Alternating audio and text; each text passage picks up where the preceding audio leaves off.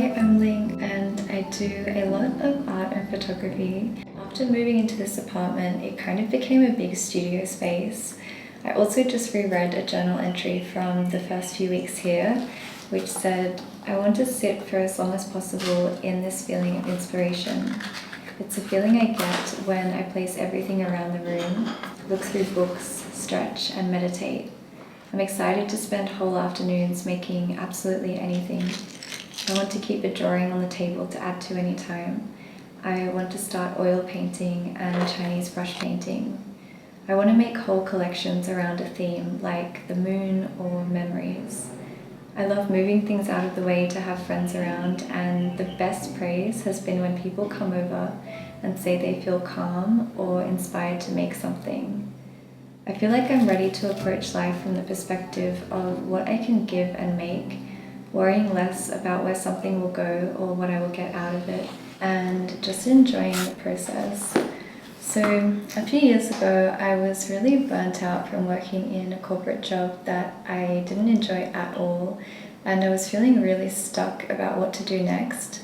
But at the time, I also was working very late, eating dinner at my desk, and really barely sleeping, so I didn't have much time or energy to focus on my own health, let alone to do anything creative. And I realized pretty quickly that it was just a lifestyle that I wouldn't be able to sustain.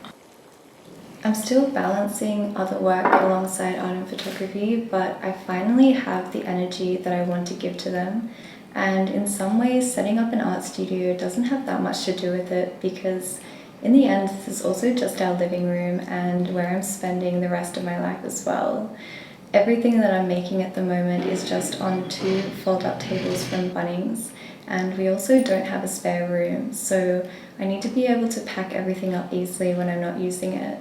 All of the actual art supplies and photography gear is really just in boxes and in a cupboard, but I would say that it's brought more of a mental shift.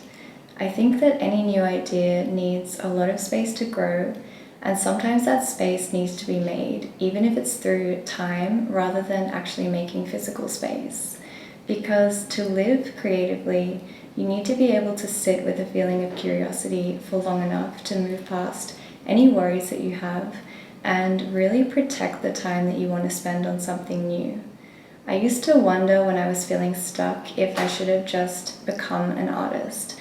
But I'm starting to realize that being an artist is probably more of a process of choosing curiosity over and over again and protecting your time.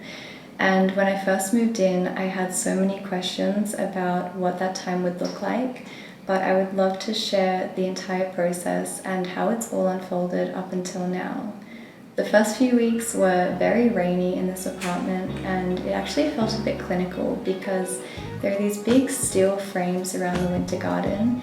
It was painted grey and there were also dark grey tiles. So before we moved anything in or started setting up the art studio, we decided that we were going to paint the walls.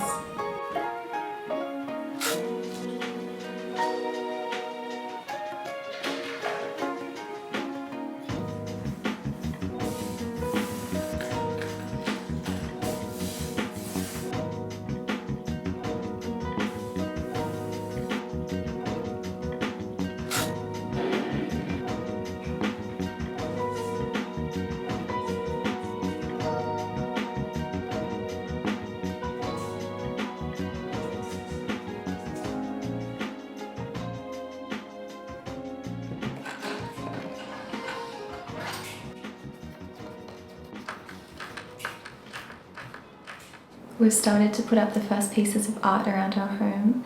Jason and I do a lot of landscape photography, and we wanted to keep a corner where we could test out new prints for our store. So we got this huge canvas printed, and I really love how it came out.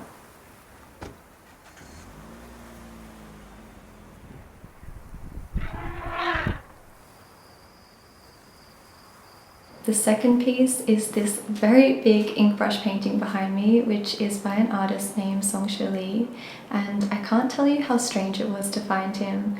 We were just in a local exhibition and he basically had all of these artworks spread out on the floor. They're done on a very thin rice paper and some of the edges were even getting ripped, which seemed really casual for how beautiful and amazing these artworks are. When I looked into the artist, I found out that when he was young, he was actually a student of a royal artist to the last emperor of the Qing dynasty, which again is so mystical for how casual this exhibition was. And I found out that he actually teaches classes locally, which I've been going to as well. This is the first original painting that we've ever bought, and it might be the only one that we ever own. And it just feels so special to have it in the very center of this space and be able to look at it every single day.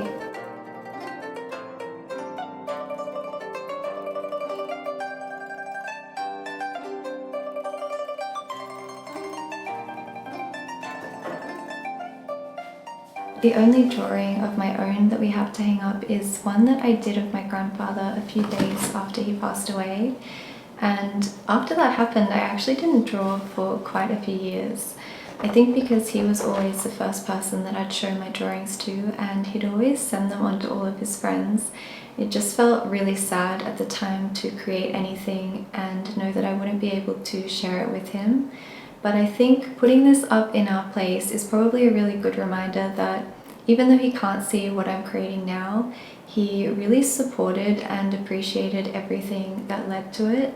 So in some ways, he is still kind of seeing it.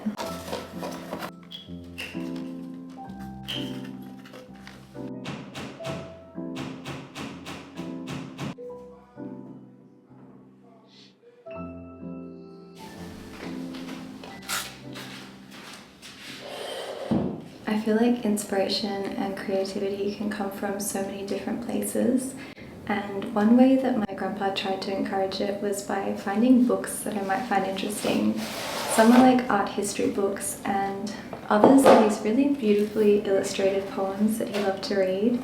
So we're just going to set up a small bookshelf where we can put all of these on display.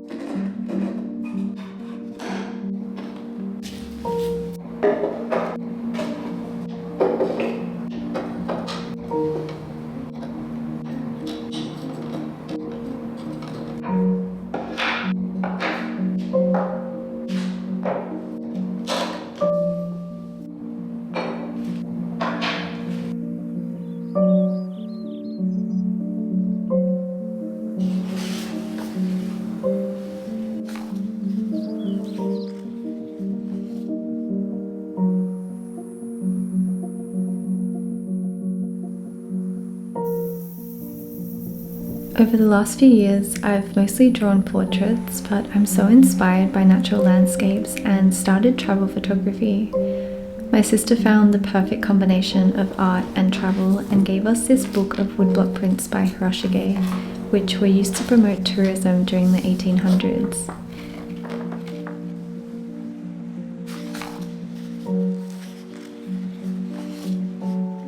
I think that one of the best ways to find inspiration is by looking at art that you don't usually create, because it can plant so many new ideas.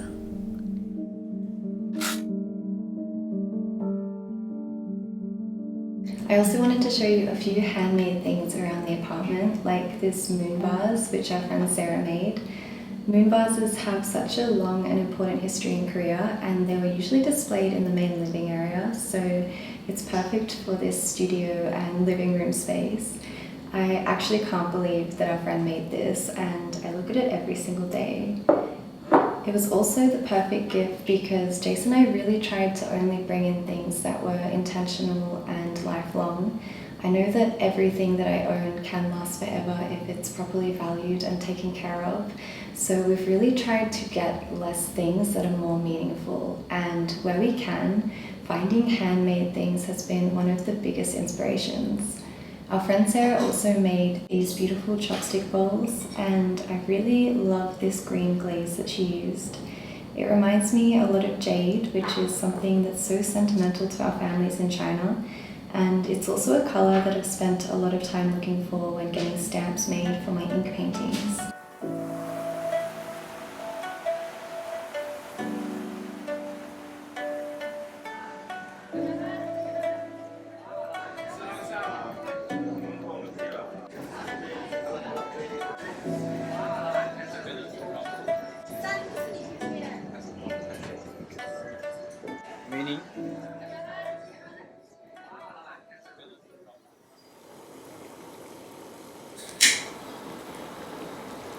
I kind of think that growing up in an Asian household has meant that I've been surrounded by a lot of ancient and traditional art forms in everyday items.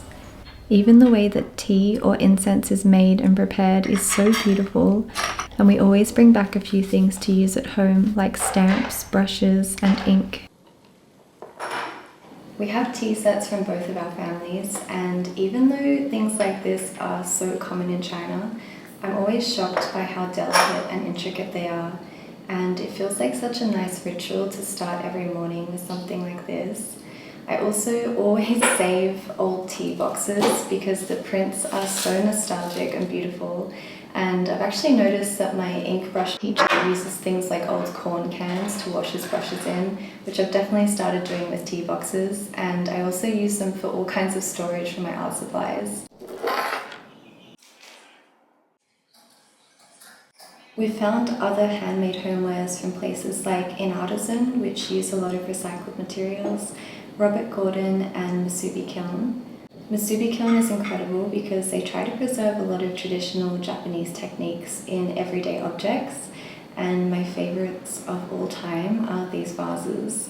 Being able to learn about and support these traditional practices and use them in everyday items has been so uplifting. So the next thing is stationery, and I actually can't believe that these are also handmade. I picked up a lot of journals and albums from a paper store in Melbourne called KILN. These have all been hand bound and wrapped in the most beautiful paper that's actually been silk screened by hand as well. The details and the designs are so incredible, and they're inspired by kimono fabrics. So I use this smaller book that I've had for a few years now for journaling, and I think it's such a refreshing way to start the day or reflect. I also have a few other notebooks which I take around a bit more and use to keep track of my work. I feel like a lot of things I do are more spontaneous and very unplanned, but I have been shooting a lot more events recently and taking on different kinds of projects, so these have been good just to schedule everything as it comes up. I also have some other notebooks like this one from our friends Annie and Dan. They found this lotka paper which was handmade in Nepal, and it has been made this way for over 1,000 years. Jason and I had our own version of a tea ceremony, and we used the book to write a list of memories. I feel like we both value experiences so much, and I'm really grateful that he started photography and could capture all of our memories. So each year I pick up one of the bigger albums from Kami and use them to print out every single photo that we've taken together.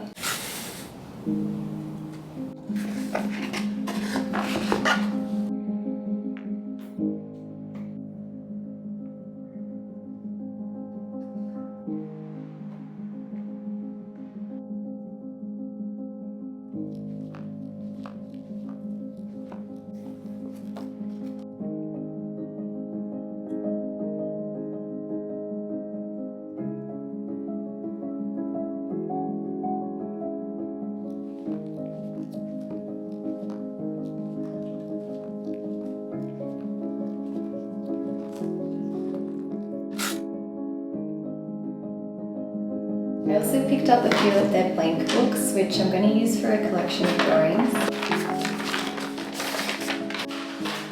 I really love the idea of one artist creating tens or even hundreds of artworks in a similar style in a series, maybe like 100 famous views of Edo or 100 views of the moon. And I think my own version of this kind of collection will probably be something like 1,000 moments that I never want to forget. I've already started drawing a few of them in coloured pencil, and they're really the first drawings that I've done from photos that we've taken.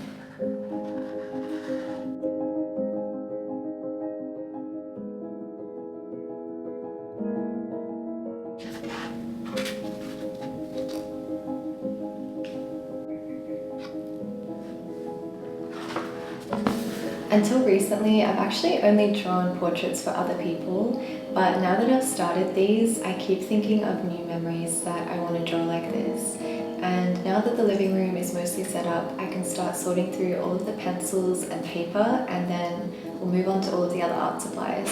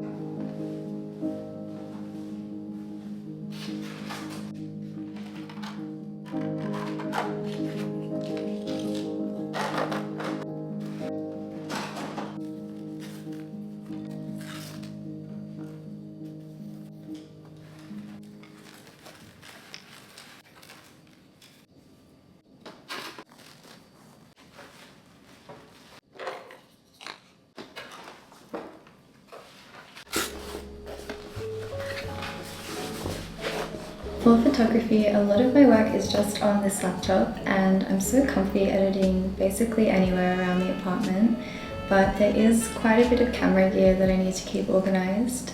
So I mostly do travel photography. I take all of my photos and videos while traveling with Jace, and then when we get back, we write a travel blog together and usually license things to clients in tourism. So the most important thing for me to organize is my hard drives, which I use nearly every single day.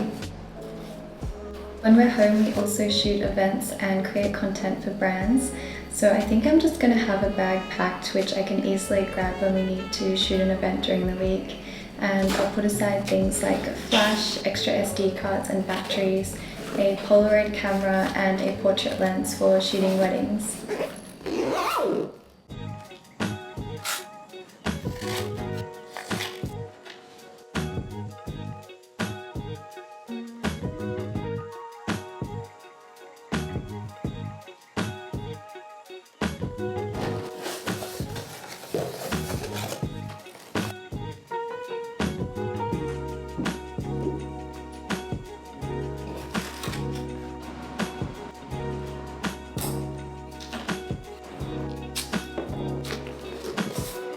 I don't know if you have the same thing, but sometimes when people ask what I do, I find it really hard to answer because I have my work, but I also have a lot of different things that I love doing, and I'm always starting a brand new hobby.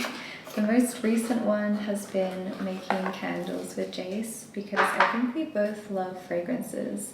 And when we moved into the apartment, we were trying out a lot of different candles and room sprays. But recently, we've just decided to make our own, and I love that they fit into the studio as well. So these two are probably my favorite. They're both mixes of black tea. One's called Cha, and it's a jasmine and black tea scent, which is a very nostalgic and refreshing floral scent. Jasmine was always added to tea when I was growing up, and I think it just feels really homey to me. The second one is what I'm calling Moonrise, which is more of a tranquil, softer fragrance, and it's also a mix of black tea, but this time with fig and tobacco.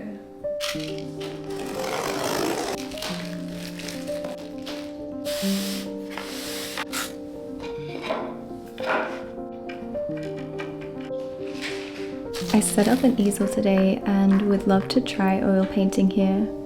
I've never lived in an apartment with such big windows, which is really important for ventilating any studio with oils, and it also has a lot of natural light during the day. I started to find painting supplies, and one thing that arrived are these canvases. I've decided to paint on linen, and it's clear primed so the natural colour and texture will show through.